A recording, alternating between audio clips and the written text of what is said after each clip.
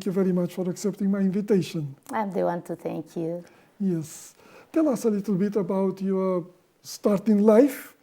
I understand that you grew up in so-called Democratic Republic of Congo, yeah? Yes, yes. Yeah? And tell us a little bit about your family of origin and the circumstances of your growing up. Thank you very much. I'm very happy to share my life and my starting point. First of all, I wanted to tell you that I come from an Adventist family, and all started with my grandfather. Yeah? Yes, my grandfather was among the pioneers. Really? Yes, in Democratic Republic of Congo. At that time it had different name for sure. Yes, yes, Zaire. Zaire, yeah. Yeah, Zaire, especially in South, Lubumbashi, in a mission called Songa. I don't know if you have heard about it. So my father was born from that grandfather whom I call pastor. Excuse me, do you know how your grandfather learned about the Adventist message and how he came to embrace it? Yes, he came from a non-Adventist church. Sure. Yeah, he belonged to the chief family in their village. Yes. So his father was not Adventist. Sure. Then when Songa Mission was established in 1921, 1922 and 23, when he heard about it, he decided, when he was still young, to go to Songa to look for something to do. At that time, he was not yet at school. So when he went there, he found missionaries, and one of them was Pastor Robinson, who used to be the administrator, but also the pastor for the mission. So he went there, he was looking for a job. And as a young man, he couldn't do much. So they decided to give him that responsibility to play with his children and also to take care of them sometimes. He started doing it. That is when now he started learning English. I see.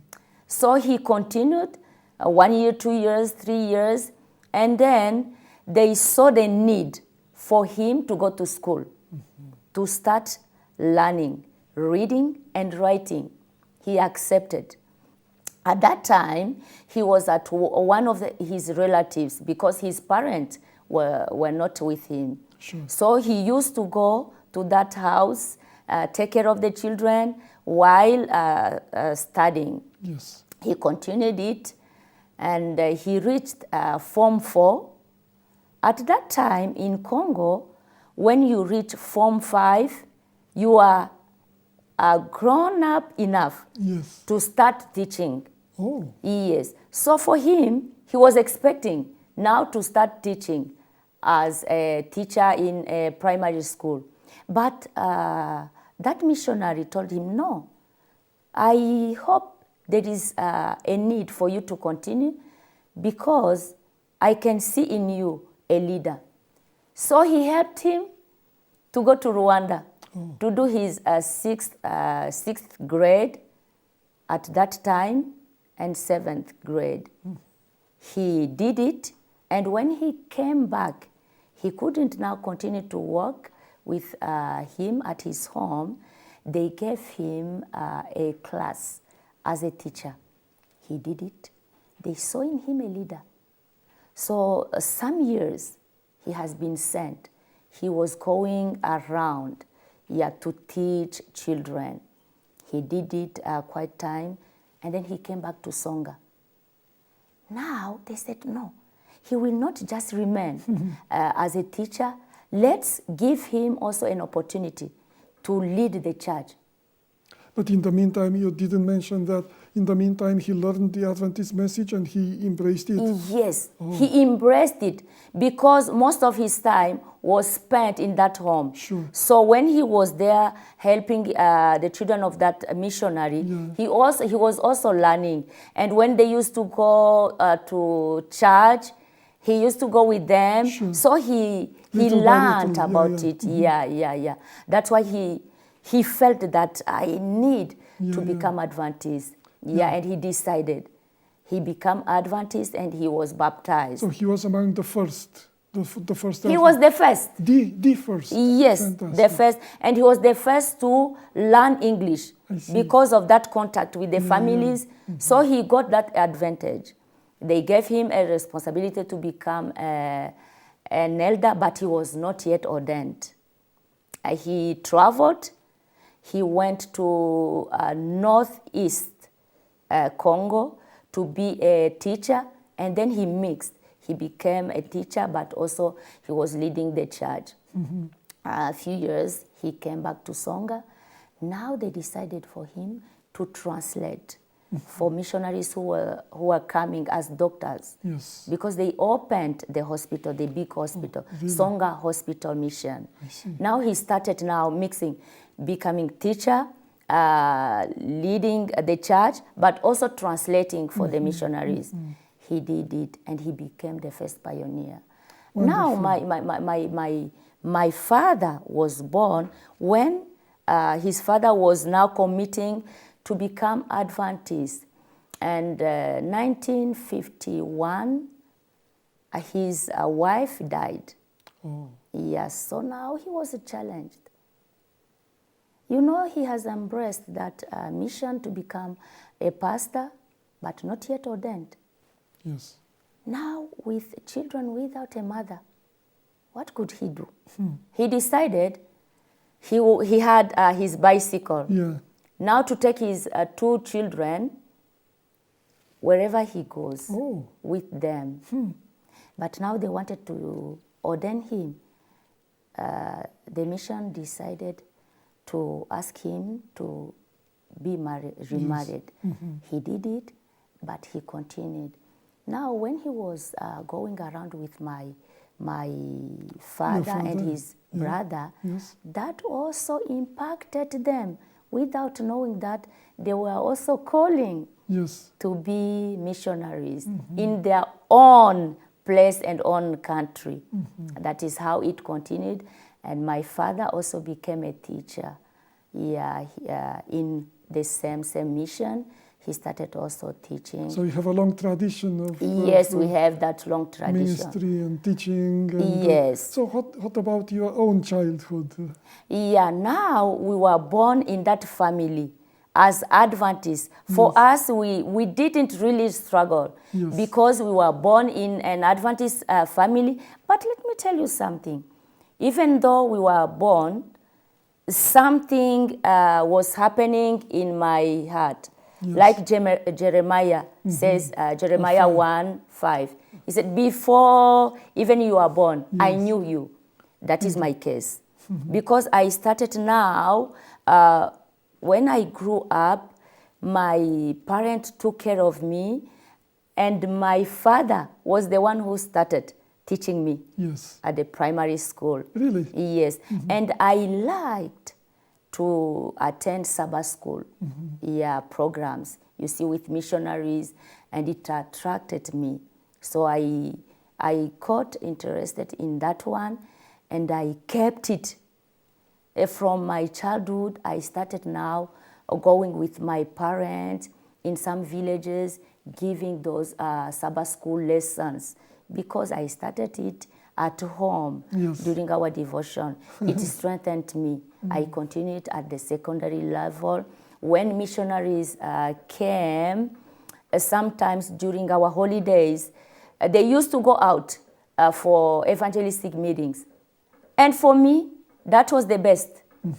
I decided to join them. So every year, I used to go out with missionaries to do evangelistic campaigns, not as a preacher, but helping in some cases, going house to house to pray. I started by praying, giving children stories. That is how it came. How old were you at that time? 12, I see. yeah, Very 12, young, 13, 14, Very 16. young. And when before even I graduated from my secondary school, one of missionaries decided to use me in some of our projects to teach old people, to teach them English. Because I was in touch with missionaries, so I started also learning English, Yes. and it helped me to interpret when we were out. So they said, Debbie, we see that you can do better to do evangelism. I started it at an early age. For me, I was very happy. People were complaining, no, look at this girl. She's not planning to continue, but now. And I started doing it as a missionary also, voluntarily, Sure. without being paid. Sure. So I used to go and teach them English and how to read and to write. So when I got my certificate, God opened ways. I will never explain it. I got a scholarship. Really? Yes, and I attended our first university in Rwanda, a French university in Rwanda. Because of the challenges my country was facing, you see, it's a country that went through So many changes. so we had some needs. People had to be misplaced from their places and to become refugees in their own countries. Yes. So people were sick because of the weather. They needed some care. So I said, if I do public health, when I come back, I will help them. That is what I did. I decided to do public health, while my friend, after our classes, our graduation, decided to go and continue. For me, I decided to go back home and help my people. Indeed, Congo has been through many situations of, war, civil war, interventions from outside. The country has been divided, so that didn't affect directly the place where you were living, but that place received refugees. So you were involved in helping refugees to make a new life, to fight poverty, disease, and things like that, yeah? Yes. It helped, and we were there to help those who came from other places, not only to give them food, because some needed clothes. Some needed to be taken care of their health because they were sick. And our place is affected by malaria. You see, so they were becoming very weak because of that disease. And some needed also shelter. So I prayed about it. And because some NGOs were also running some programs, I decided also to be involved. I see. Even though I was not good in that, but I knew that God would help me. And that was my gift. I discovered it through the leadership of my parents and my surrounding. So I started also to help, in that case, writing proposals. Because of those missionaries who were there, they helped me on how to write proposals and send them. So we wrote many proposals on education, and we received funds. Good. So we built classes. Really? And we sponsored children who came from those poor families, so that they can also have access to education. We did it. So that was in the 80s, 90s? That was in the 80s. Yes, 80s. Before I joined the university. I see. Yeah, and so when I came back, I continued with it. You went to Rwanda for the university? Yes. When was that? I went on 1987. 87, that was before the war? Yes. Before the genocide in Rwanda? Yes. So you learned... And I came back on 91.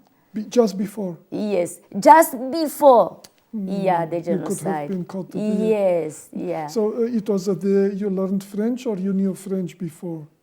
You learned French in Rwanda, or you knew it before? I knew it You knew because it. Congo is a Was French-speaking country. French-speaking country. Yeah, yeah. And you learn it from your primary school. Yeah. So I learned it.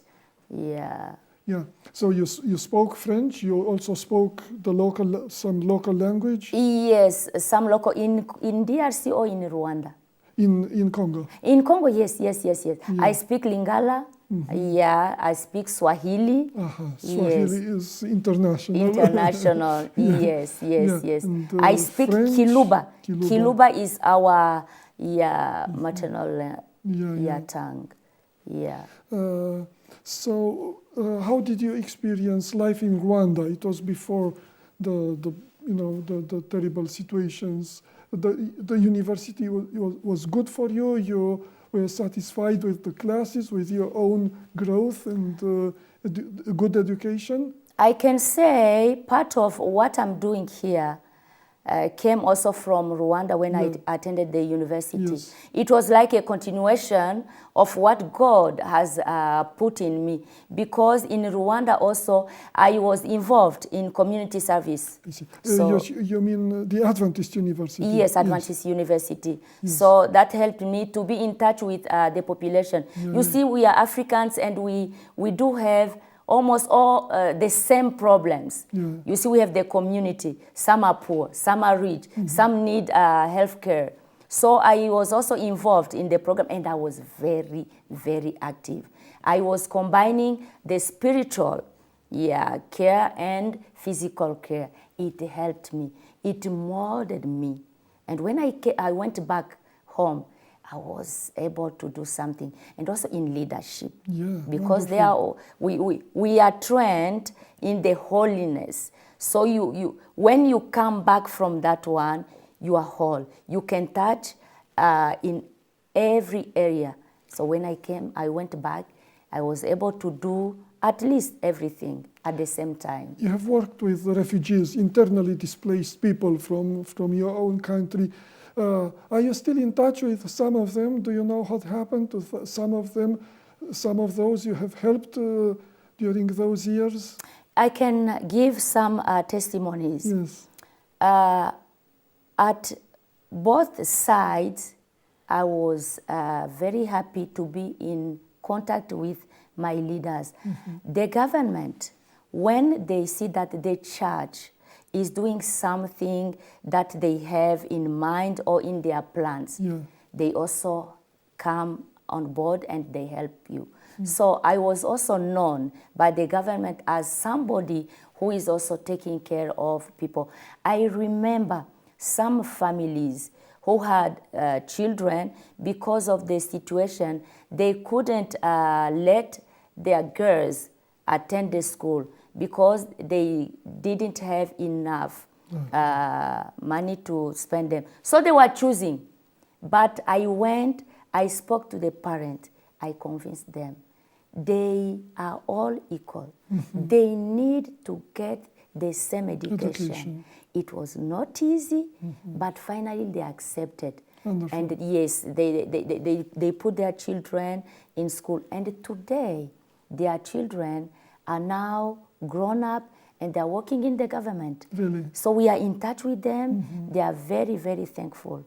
I know also somebody who came from a Muslim background, and he used to attend our seminars and our sessions, and I also helped him because he had a child who was disabled. He didn't have arms, and it was not easy for him to attend school because he's special, and he needed also some special programs. But in my writings, I wrote a proposal to some donors to help that child with pictures and other things. And finally, they sent him money and we put him in a special school. And today, he's doing very well. Yes, because he went through it and he accommodated himself. Today, they are very, very thankful. Yeah, we do good. have many cases good, that we can give. Yeah, we build some houses to those who didn't have houses, and today they are enjoying their life. We did some health centers. We built them in some villages, in some refugees camps, and today those places have become villages. Wonderful. And they are enjoying, they are continuing. Times to time, I go back home. Really? And I visit with them, I encourage them, and some are very happy to share with me their experiences. And you are very happy. And I'm also very happy. In the meantime, I think you made a family for yourself, I think. Please. In the meantime, I think you made a family of yourself. Yes. Yeah? Yes. So you have children?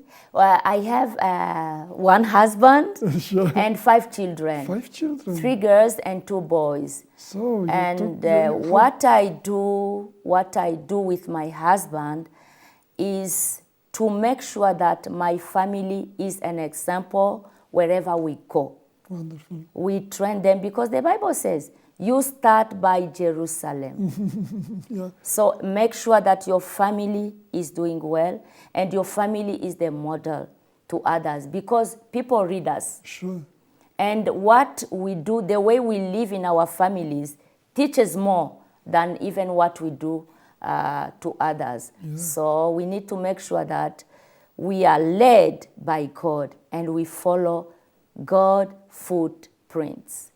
About that time, you made a connection with ADRA and you began working with the Adventist Developmental Agency, yeah? Yes, yes. We worked with them, knowing the needs of the community. We started now making projects and proposals and also submitting them in order for us to receive funds. We did it in agriculture, in education. We helped many children to be sponsored from the primary school up to the university so that they can also have hope. Wonderful. We also build health centers because that was the need even now in some places. So we worked hand to hand with ADRA. So you were able to get funds and to build health centers.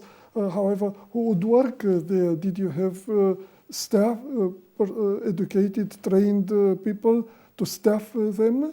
We did have some, but others were trained by our Wonderful, team. wonderful. Yes, our team. But also, as I told you, in DR Congo, I like the way they work, the way the government work.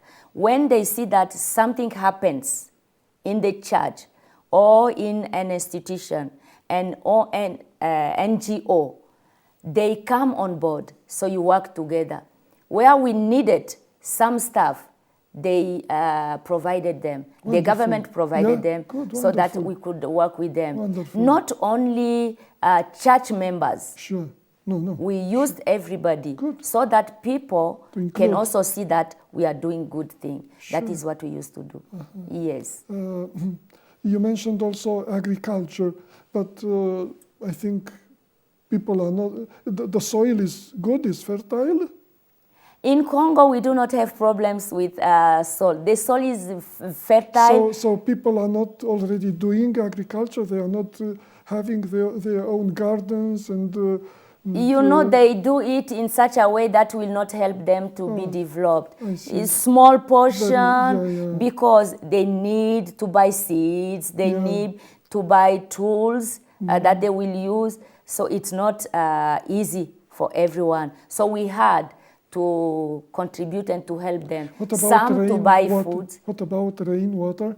Is enough rain for the crops, or they need to water They need to water because we do have 2 seasons. the Dry rain- season and rain season. So during the dry season, we used to buy materials for them to water the crops, and they did it very well. So that improved very much the production. Yes, it improved and it helped some families to be developed and to have some fund to So they would also sell to on the bring their market. They Not were just selling. provide for the food of the family, but also going to the market. Yes, and we were also able to help them to find markets Yes. for those I who are see. producing enough. I see. And it helped. It Wonderful, helped. wonderful, Many wonderful. had that chance to bring now their children to school, and today they are enjoying because they have done well.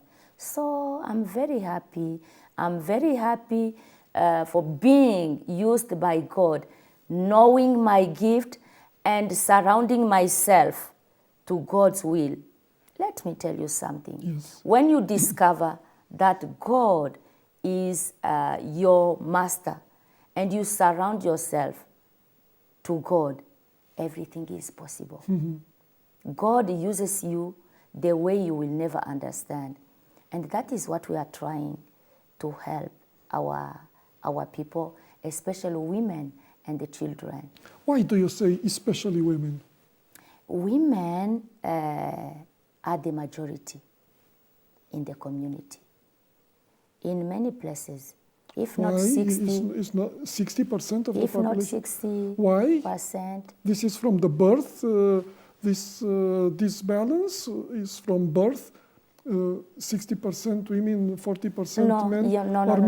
men We do die have- earlier, or what happens? we do have many factors. Men, they work very hard, Yeah. especially physical Yeah, work, yeah. so that they become older very early. Yeah. Secondly, in countries where there is war, Mhm. you Men know, are exposed more men than are women. exposed Yes. than women, and they die. And also, in science, women, they endure when situations comes, as I told you, with sicknesses like malaria and other things. You find that women, they resist. Yeah. What about you? Did you contract malaria? When I was You had it. still in, I had it sometimes, Yeah. sometimes. But when I was using my drugs just to defend myself and to protect myself, it helped me because my background, as I told you, is in public health. So I knew How at to least protect how yourself. to protect myself when I I see. travel, and I travel a lot. So Especially women, because they are a majority. What else? yes. Why do you used to work especially with women? With women, yes. in Why? some places, Yes. according to the culture Yes. and tradition, women are left behind. You see, they are left behind, especially in education. Sure. Women, sometimes back ago, they were not given that opportunity to go to school. Yes. I have told you, just some years ago, a family that has 4 children, 3 girls and 1 boy, the father or both, father and mother, even mother, they were there. What can they do? They had to decide who to send to school. And in many cases, The it boy was was- that the only boy they had. So the 3 remained. Yeah. So now you can find in the community Yes. women there without having something to do because they have left behind. So we need to promote them. We need to help them while they are able. Sure. Why can't we do something? That's why I emphasize more on women. In many places, women are also more family oriented.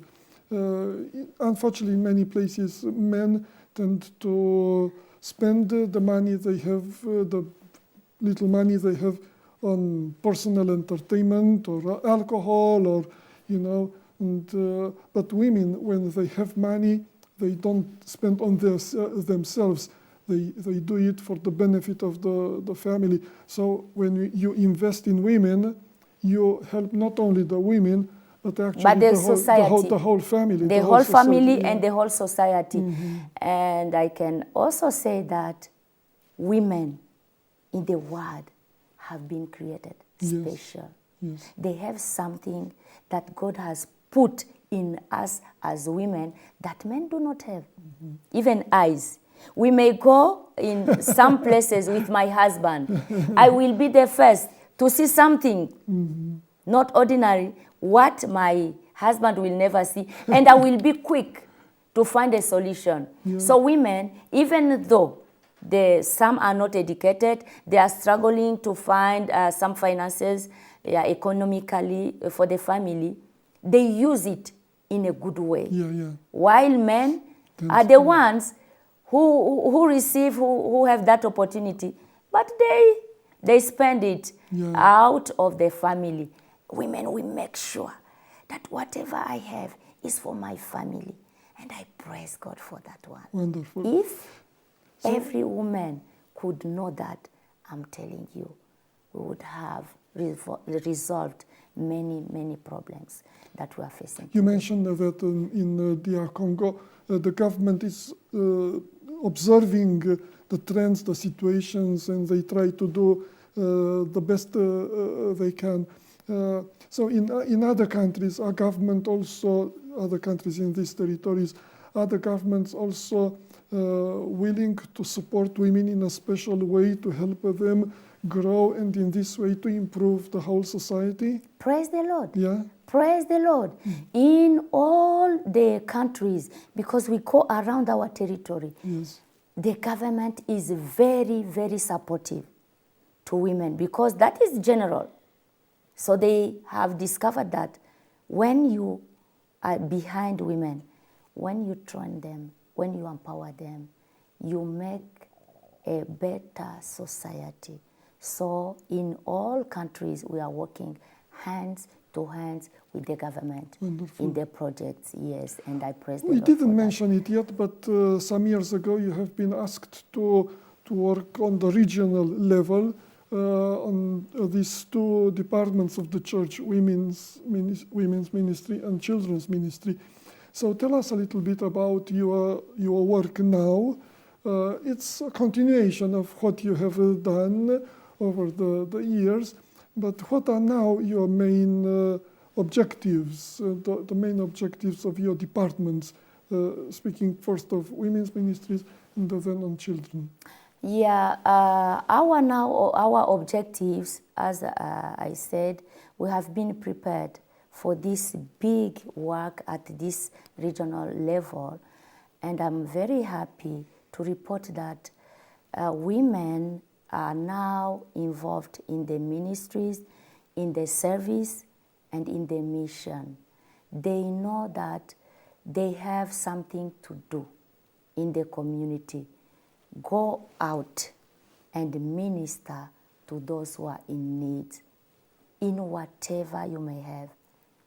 So they identify the needs of the community and they act accordingly. They have surrounded themselves. They give whatever they have in order for them to reach people. Children are not left behind. Children need to be valued. They need to know that the society needs them and is struggling to lift them up. Recently, I am coming from Tanzania and Uganda, where I went to help parents to take care of their children. That doesn't mean that parents are not taking care of their children, but somehow they are ignoring what is in their children to help them to grow, to fulfill their potential. Fulfill the potential they have. Children are able to do whatever you give them when you train them and when you keep them. When you give them the tools to use their gift, they are able. That is what we are trying to do. First of all, we say in children department, every child is a child of God. Let first tell them that God loves you and He wants you to do something. He will use you in whatever you plan so that they start now thinking on what they can do. We want our children to reach those who are in need and help them according to their needs. When children understand that, they are ready to do service to the community. When women understand that they have something they have to give to the world, they will do it. What That do you is do our to help objective. women realize what is their potential, what are their gifts? Because sometimes we think we have some gifts and we don't really have them, and we try to do something which is not really for us. But many times we are not aware of our gifts, and as such we don't use them at all. What do you do to help women to? We have to different ways. Yes. One of the ways is to train them. We give them seminars in all areas, in nutrition, development, how to raise, in parenting, all these.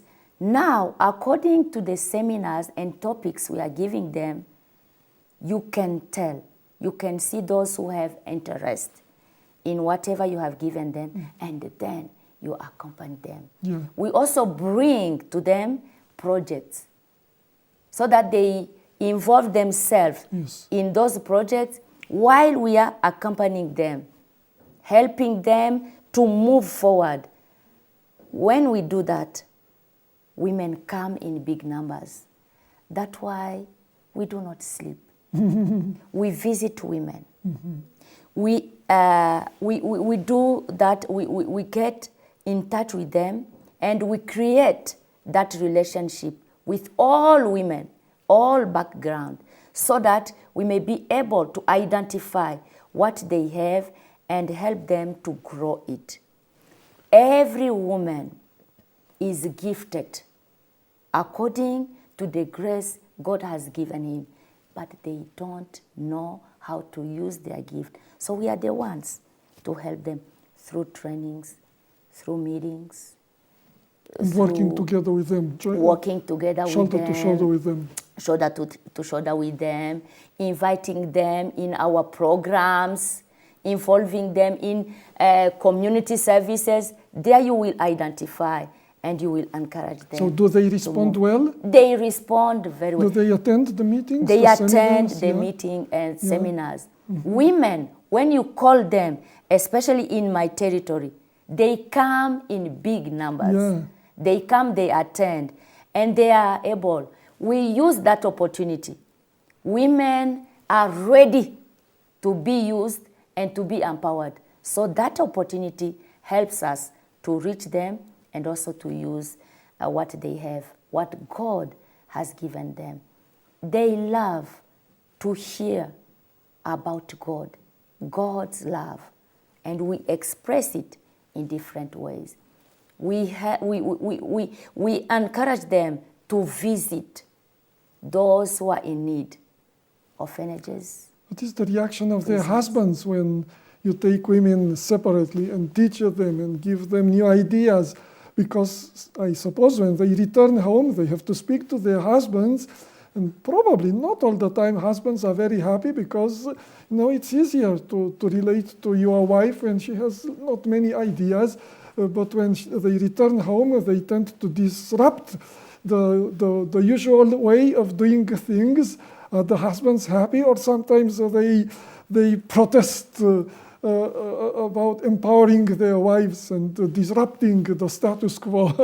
Some protest, but one of the strategies we are using, Yeah. we are our women, we have to make sure that when they go back home, they start by taking care of their homes. Better care of Better care of I their see. homes. So the That husband see first the benefits. when the husband sees that life transformation In their own home. in their own home through their wives, They join them. they join. And sometimes also we organize some meetings where we invite also parents, husbands, together. to come together, so we share, and they can see the good thing that come from these meetings or organizations. But the most is to pray.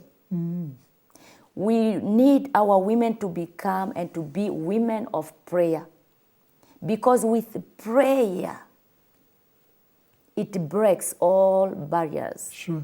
With prayer, God answers to our challenges, our needs, but also to our difficulties in our families, our societies, at the office, wherever we are. So prayers and to be model at home helps us to move forward.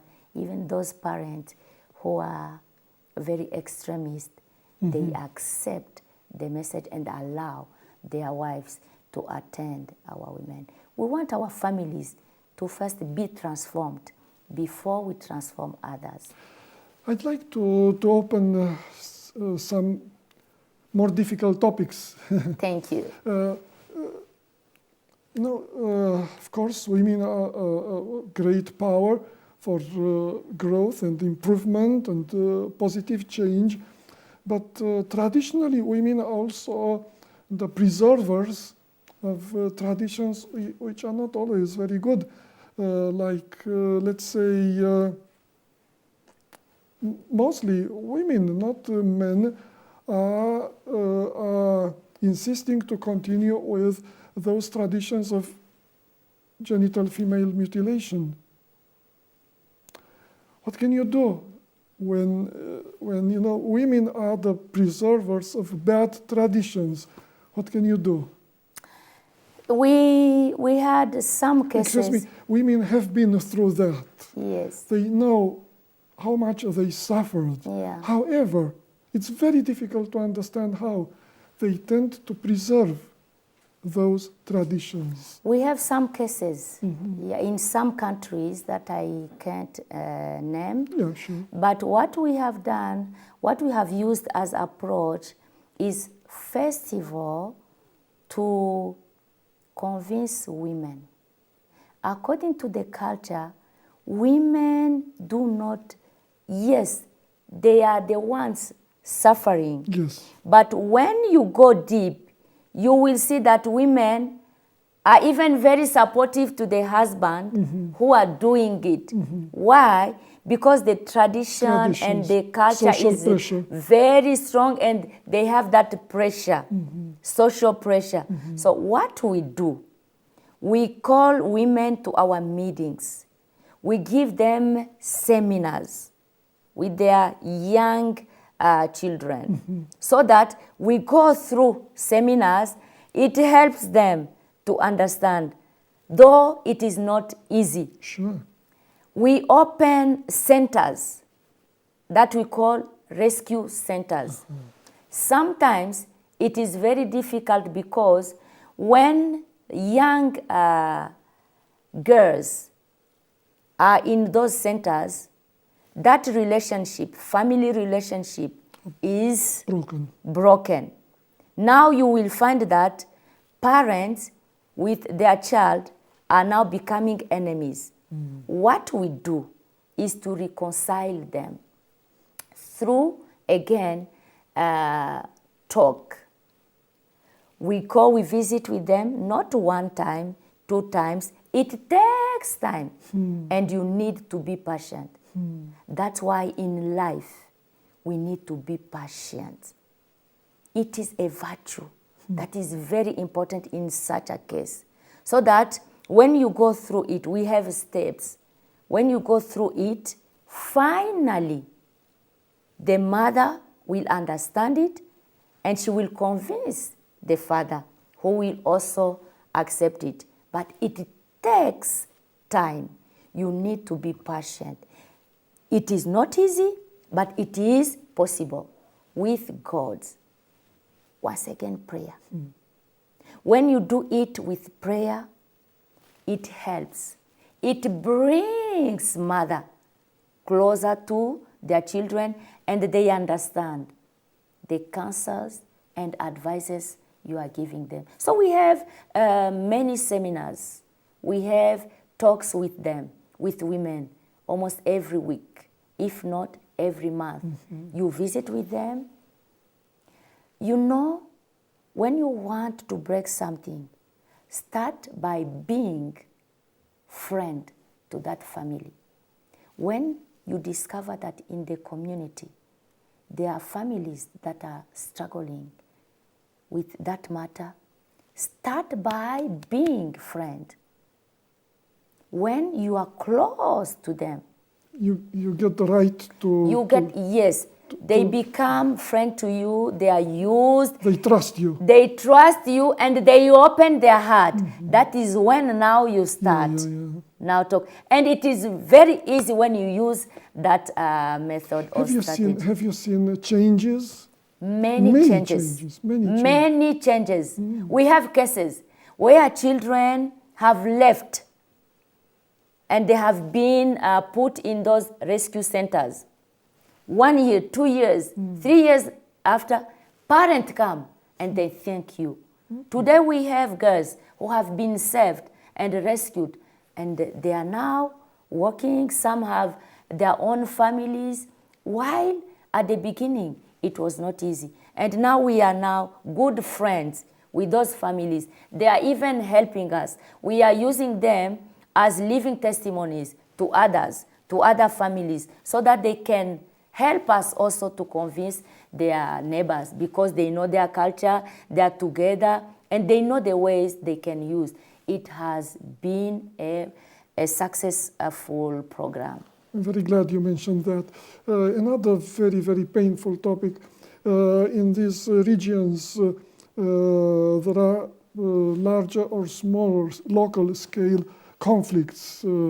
And unfortunately, it's a tragedy, it's a shame, but rape against women and young girls is used as a military tactic. So is this happening in some of your territories? And if so, what can be done to, it's difficult to say for you, to protect those women who have been, who could become victims, but at least to help them, to comfort them, and to help them to live a new life when they have been through that terrible ordeal. Yes, we have many cases. Many cases. First of all, we work with families. Some, it depends. Some are married, and you can see that they divorce The husband, immediately. The husband, because the husband will never understand that it doesn't come from by force. Yes, they will never understand. Because of that love, for them, the wife is the one who has gone wrong. So when such case arise, what we do first of all is to save the case. We have some contributions that we make, but also human rights. We work together, and NGOs who are dealing with those cases. So we bring them to the hospital so that they identify them if they are safe or they need some cares. That is the first case. Now the second one is to work with the same victim to make sure that, because emotionally, even though physically she has been cared for. Cared. Now, emotionally, we need to help her to come out and to get confidence. Self-esteem is very important. And that is the topic we emphasize more, self-esteem. So we give her that comfort. It is not your fault. Once we convince her, now we work with the family, the husband. And we come closer to them. It is not easy, because if they have children, the family is broken, and it takes time. Now when you do that, they see that these people are helping us. They become friends, and the man comes back from his decision, and you unite them. Have you seen that? Yes. Yes. Yes, we have some countries where we have gone, and we have our department working together, and it has produced many positive answers. It has given us positive answers. But for those young girls, what we do? Some, they recover from the damage, but others do not. But now, it becomes to us as department to help them. What can they do to sustain their life? So that is when now we come up with some project and we help them according to what they can do. Some are trained 3 months, 6 months, 1 year, 2 years, 3 years, so that they can do something. And we have what we call associations or groups. We call them small groups. Very strong in our department, used as a tool to help those people. So as a group that support those who are in that case. And it goes very well because they find themselves in that group and support each other and share.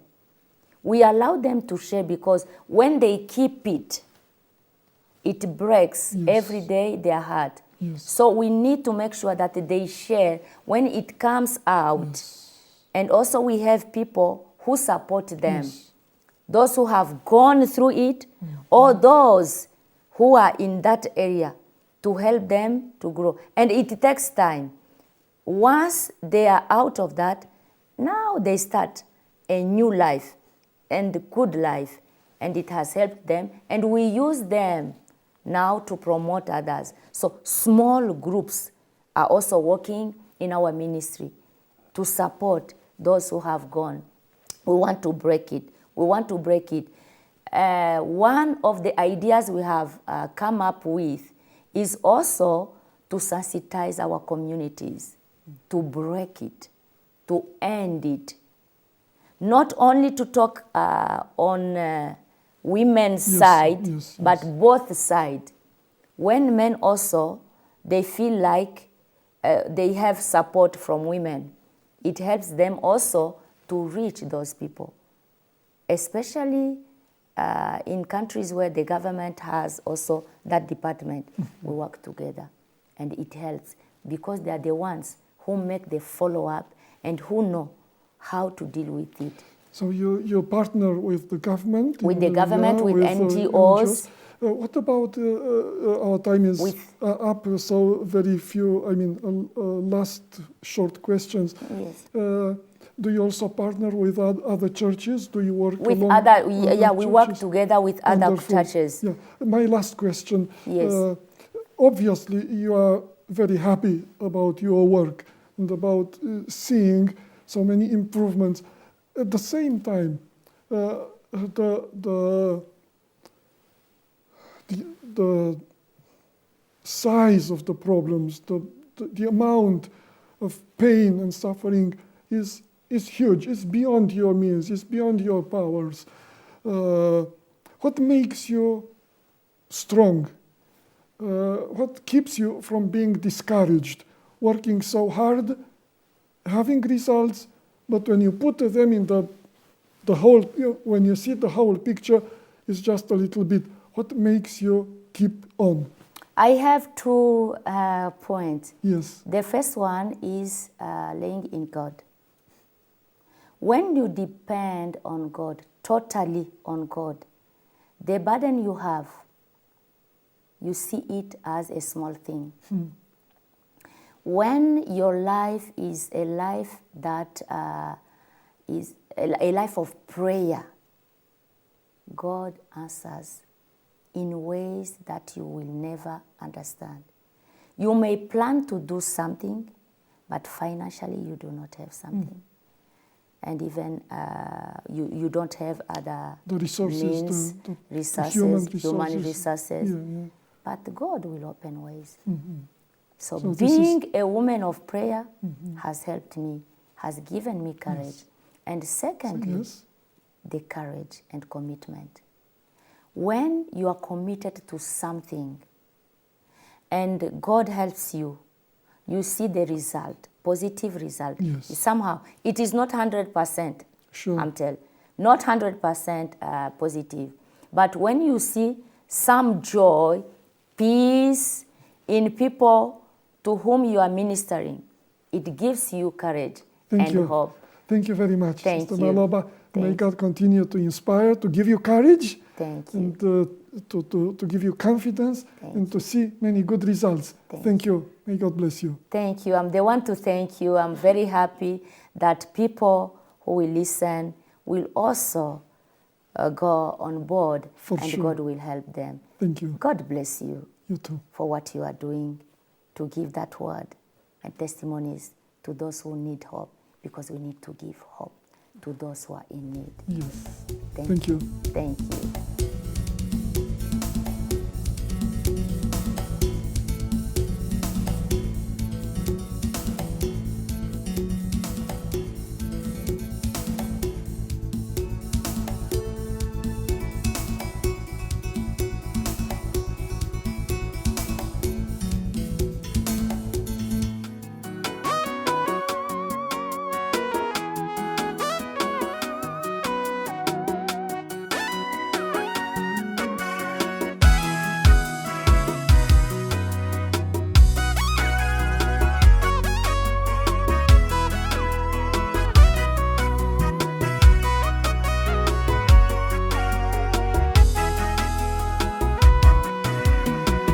Alikuwa akivuja damu mwanamke yule kwa siku nyingi, miaka 12 akitafuta msaada asipate. Akakutana na simba wa Yuda, tazama yuko huru. Akakutana na simba wa Yuda, tazama yuko huru. Alikuwa akivuja damu mwanamke yule kwa siku nyingi, miaka 12 akitafuta msaada asipate. Akakutana na simba wa Yuda, tazama yuko huru. Akakutana na simba wa Yuda, tazama yuko